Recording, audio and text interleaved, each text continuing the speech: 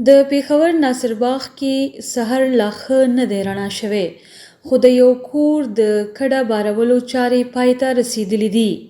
کاري نجم الدین د کور وروستۍ دروازه بندوي، سامان موټر ته خیجی او د کلونو ژوند ته وروستی نظر اچوي.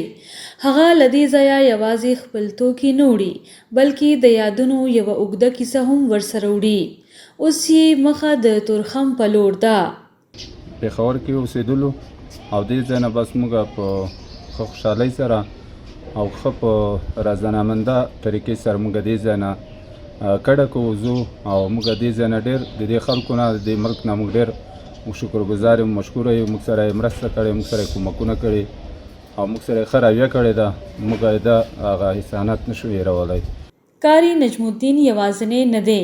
د پاکستان له لوري افغان وګړو ته د جولای 13 نیټې د وتلو له ټاکلې مودې وروسته له پاکستانه افغانستان ته د افغان کډوالو د ستنېدو بهیر زیات شوی دی.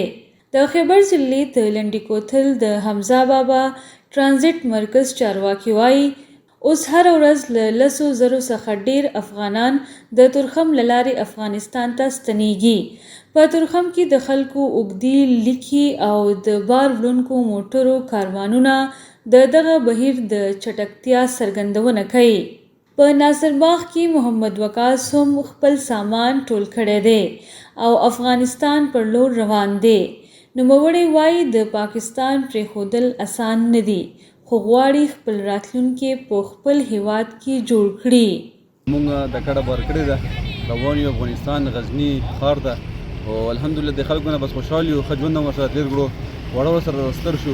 انشاءالله موږ څنګه دلته خدمت کړی د خلکو سره موږ خوشحال ژندګي تېر کړو. انشاءالله هلته به موږ خپله ژندګي ښه خوشحاله ښه زبردسته.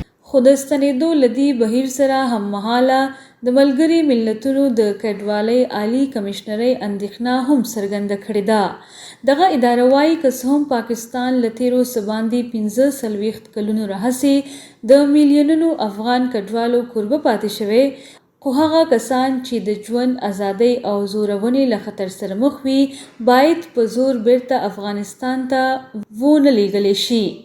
د ملګري ملتونو د کډوالو عالي کمشنرۍ د شمیرو له مخې د کال 2023 د نومبر میاشتې راهیسې چې د غیر قانوني بهرنیانو د بیرته ستنولو پلان پیل شوی، تر اوسه شاوخوا 2.55 میلیونه افغانان افغانستان ته ستانه شوي دي. د دغې ادارې د معلوماتو له مخې لا هم نږدې 1 میلیون راجسټر شوي افغان کډوال او پناه غوښتونکي په پاکستان کې ژوند کوي.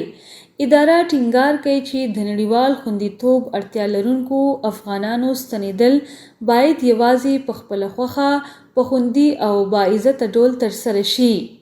پاکستاني چارواکي بیا وایي د بې اسناده بهرنیانو د ستنولو بهیر د حکومت د قانوني تګلارې برخه ده او دا لړۍ به دوام ولري. له ناصرباغه تر تورخم پورې هر بار شوی موټر د یوې کورنۍ د کوچ کیسه لري.